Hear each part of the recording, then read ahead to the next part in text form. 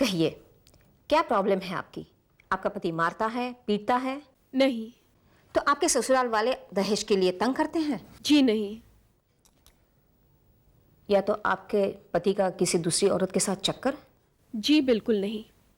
और इससे पहले कि आप मुझसे कोई और सवाल पूछें तो मैं आपको बता देना चाहती हूँ कि मैं शादीशुदा नहीं हूँ और मैं यहाँ आपके पास एक ऐसे इंसान के बारे में कंप्लेन करने आई हूँ जो वैसे तो समाज का बड़ा इज्जतदार आदमी माना जाता है, पर उसने पैसों के लालच में अपनी दोनों बेटियों की शादी एक ही आदमी से करा दी है।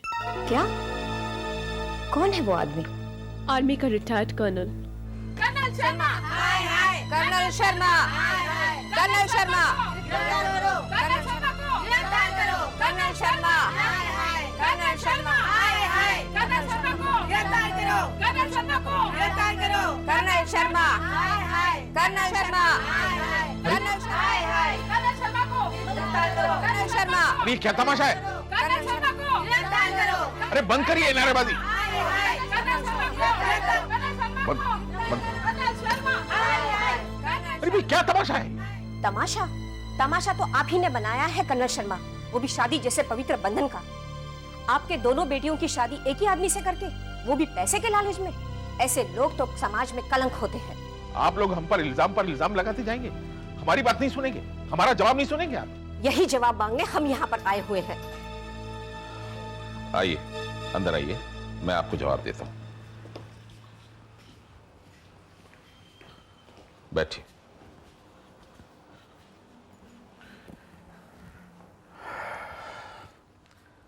देखिए मैडम, ये सच है कि मेरी दोनों बेटियों की शादी एक ही शख्स से हुई है, लेकिन इसके पीछे कोई लालच नहीं है, एक बहुत बड़ी मजबूरी है।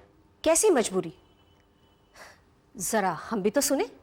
अगर मेरी पहली बेटी की मौत होने के बाद मैंने अपनी दूसरी बेटी की शादी अपने पहले वाले दामाद से कर दी, तो इसमें ऐसा कौन सा गुनाह कर दिया मैंने? मगर हमें तो ये बताया गया कि आपकी दोनों बेटियां एक ही आदमी के साथ। ये एक बहुत लंबी कहानी है, मैं बताता हूं आपको।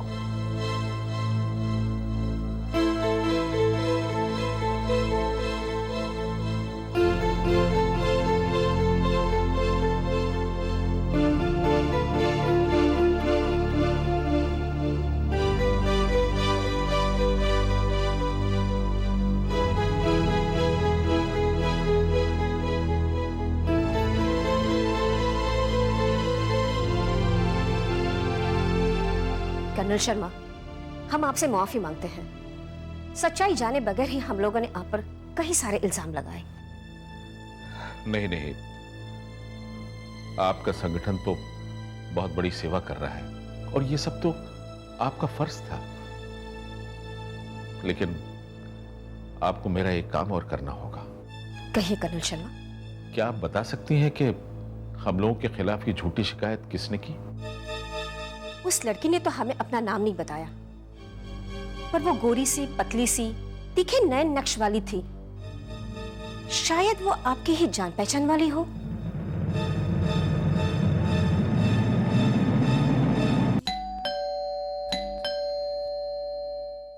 भाभी, आइए।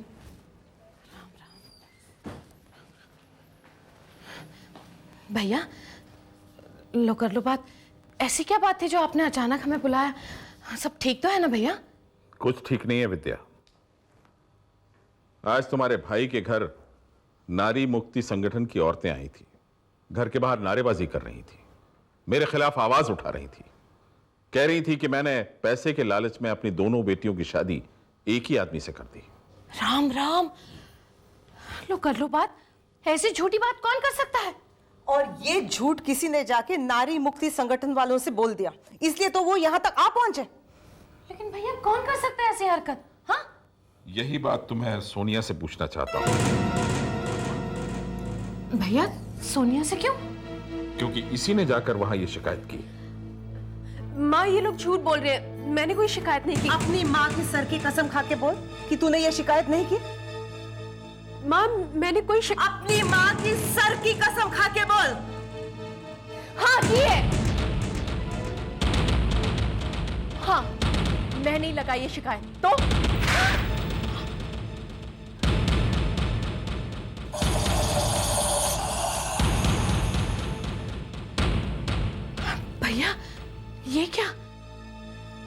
दीदी, आपके भाई को रोकने के बजाय 2-4 थप्पड़ आप भी इस नालायक बेटी को मारी है और पूछिए क्यों की ऐसी हरकत। मैं बताती हूँ क्यों किया मैंने ऐसा गंदा काम। मैं तंग आ गई हूँ आप लोगों से। हर बात पे ऐसा एहसास दिलाया जाता है जैसे कि हम आप लोगों के एहसानों के तले दबे हुए, जैसे कि हम आपकी खैरात पर पलते हैं। लेकिन बेटा, मैंने कब तुम में और अपनी बेटियों में फर्क समझा? झूठ मत बोलिए मामा जी, आपने मुझे अपनी बेटी कभी माना ही नहीं, बल्कि आपने और आपकी बेटियों ने हमेशा मुझे नीचा दिखाने की कोशिश की है। बस उसी का बदला लिया मैंने आज। बकवास बंद करो। विद्या, आज मैंने इस पर हाथ उठाया, कुछ समझाओ अपनी बेटी को। मेरी इज्जत में 4 चांद तो लगाई चुकी है, कहीं ऐसा ना हो कि वो ले जाओ उसे, ले जाओ मेरी नजरों से सामने से, दूर हो जाओ। चल यहां से।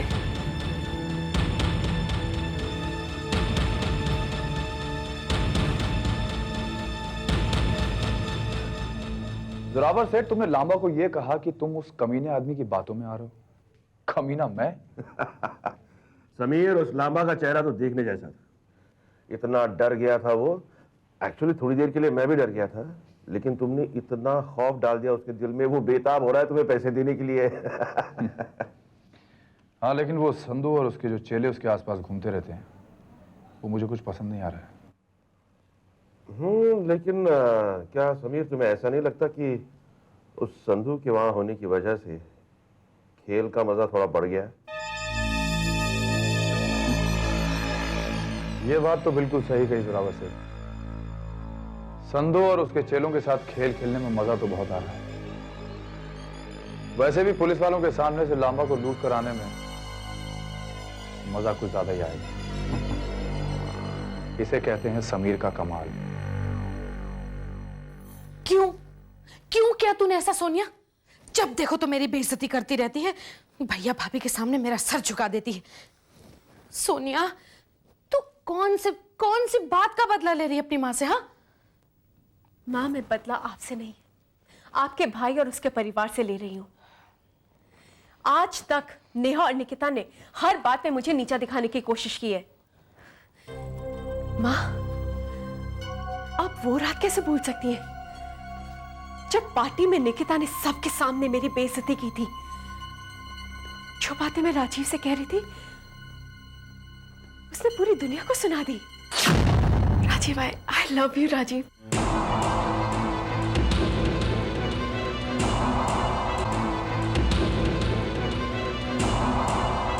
जब से मैं तुमसे मिली हूं तब से ही मुझे राजीव, नेहा जैसे तुम्हें डिवोर्स देगी ना, हम दोनों शादी कर लेंगे। और वो दिन हॉस्पिटल में जब उसने मुझे थप्पड़ मारा था, क्योंकि तुम्हें दूसरों की मांग से सिंदूर छीनने से फुर्सत ही नहीं। क्यों? ठीक कहा ना मैंने सोनिया? How dare you!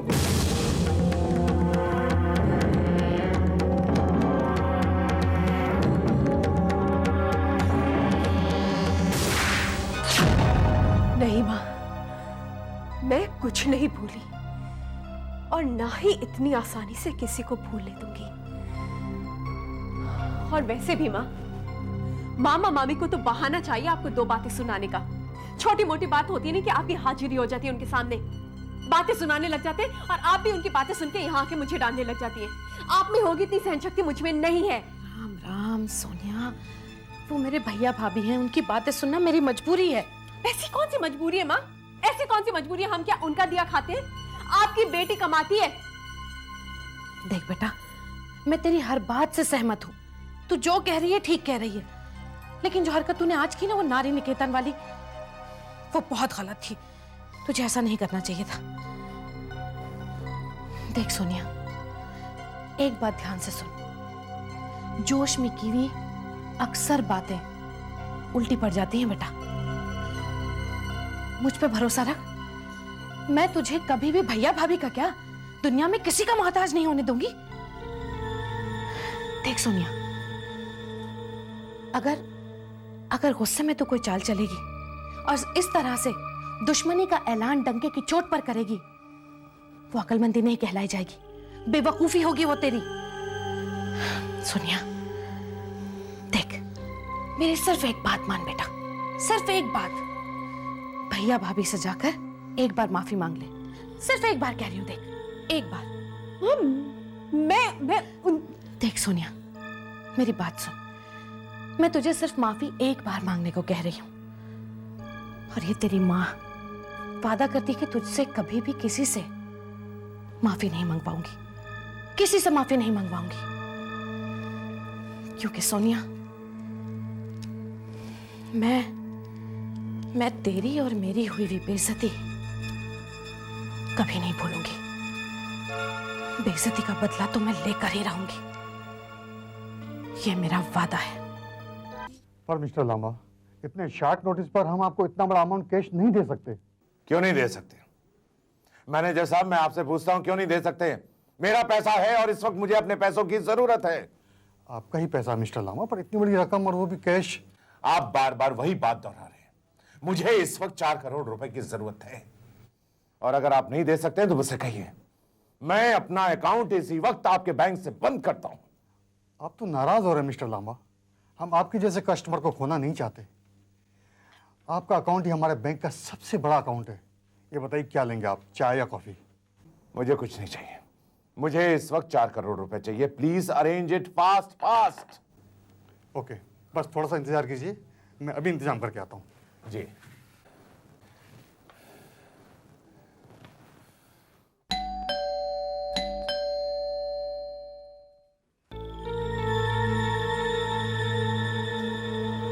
भाभी, सोनिया माफी मांगने आई है।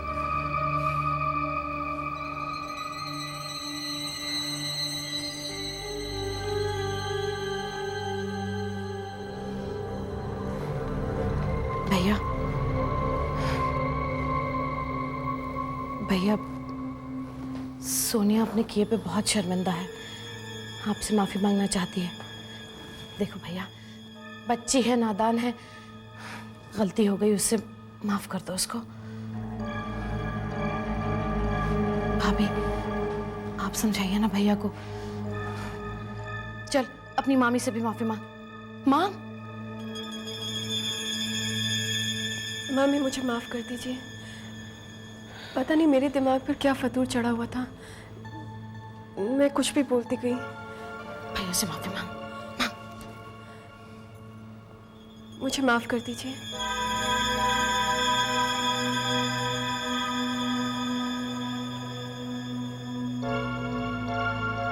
सोनिया, कहते हैं जब सुबह का भूला शाम को घर लौटे तो उसे भूला नहीं कहते। नेहा, निकिता में और तुम में हमने कभी फर्क नहीं समझा, और अब जब तुमने माफी मांगी है और हमने माफ कर दिया है तो फिर ये आंसू क्यों?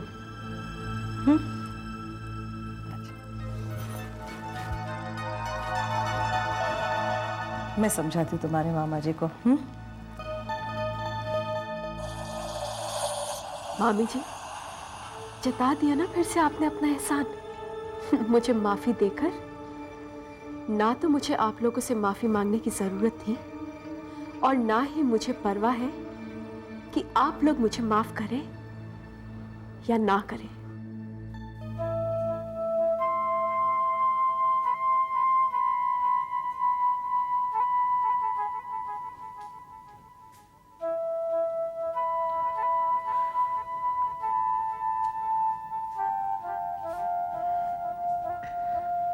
आपको क्या लगता है सोनिया ऐसी हरकतें क्यों करती है? पता नहीं, ये लड़की मेरी समझ से तो परे है। नहीं नहीं, इतनी भी बुरी नहीं है हमारी सोनिया। देखा ना आपने किस तरह उसने माफी मांगी हमसे। मुझे लगता है सोनिया की शादी होनी चाहिए, उसकी जिंदगी में एक ठहराव आ जाएगा। अपने घर संसार में बिजी हो जाएगी तो इधर उधर लोगों की बातों में उसका दिमाग नहीं दौड़ेगा, है ना? हाँ, मैंने उस हमेशा ही अपनी बेटी माना है। इसलिए कहती हूँ आपसे, भूल जाइए जो कुछ हो और उसे माफ कर दीजिए। अरे मैं तो उसे कब का माफ कर चुका। माफ तो मैं अपने आप को नहीं कर पा रहा हूं, पहली मर्तबा मैंने उस पर हाथ उठाया। देखिए, आप अपने इन आंसुओं को सोनिया के विदाई के लिए बचा के रखिए। सोनिया की विदाई? ये तुम क्या कह रही हो? मैं सोनिया की शादी की बात चलाने की सोच रही हूँ। वो मेरी सहेली है ना, मिसेस भारद्वाज, उसका बेटा आया है अमेरिका से, कंप्यूटर इंजीनियर है वो वहाँ, और अच्छी तनख्वाह भी मिलती है उसे। आजकल मिसेस भारद्वाज उसके लिए एक अच्छी लड़की ढूंढ रही है। मैं सोच रही थी क्यों ना सोनिया की बात चलाएं उसके साथ। ये तुम बहुत अच्छा कर रही हो, बहुत अच्छा कर रही हो। तो मैं अभी जाकर मिसेस भारद्वाज से बात करती हूँ और सोनिया को देखने दिखाने का टाइम फिक्स करती हूँ। दीदी से मैं बात कर लेती हूँ। हाँ? अभी आती हूँ।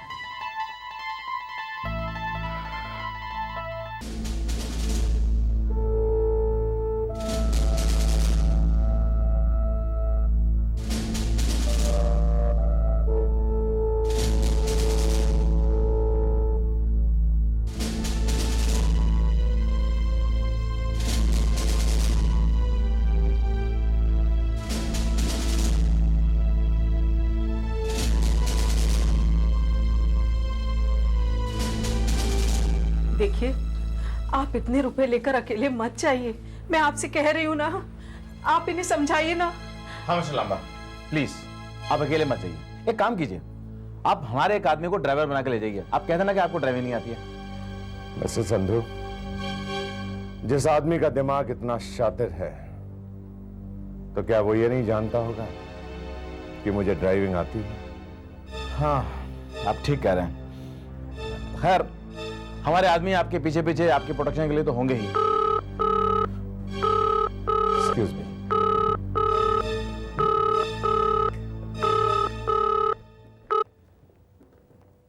हेलो लांबा, पता नहीं मुझे ऐसा क्यों लग रहा है कि जैसे मेरा ये फोन टैप किया जा रहा है।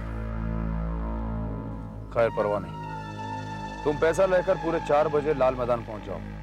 ध्यान रहे, नो ड्राइवर, नो बॉडीगार्ड। खुदा ना। उसे पता चल गया है कि उसका फोन टेप किया जा रहा है। फौरन पता करो ये कॉल कहां से आई। लेकिन सर, कॉल 20 सेकंड से कम था, हम ना प्रेस नहीं कर पाएंगे। सर, मुझे जाना ही होगा।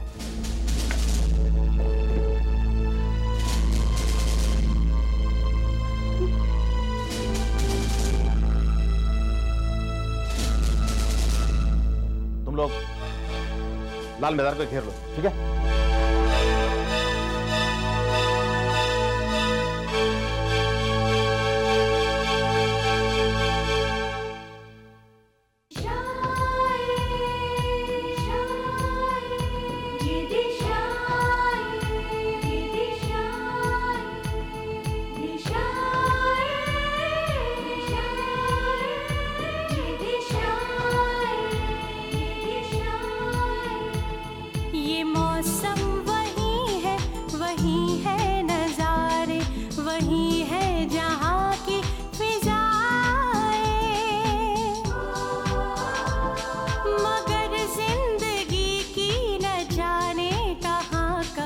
बदल जा